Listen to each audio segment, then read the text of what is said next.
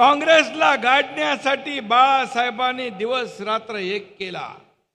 बाळासाहेब म्हणायचे, माझी शिवसेना काँग्रेस होईल त्या दिवशी माझं दुकान मी बंद करेन, हे जाहीरपणे बाळासाहेबांनी म्हटलंय।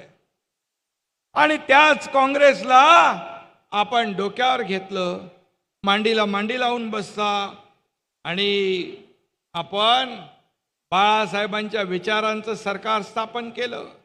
बाळासाहेबांची भूमिका आपण पुढे घेऊन चाललोय। सर्वसामान्य माणसाला न्याय देणारं सरकार म्हणून आज आपण काम करतोय।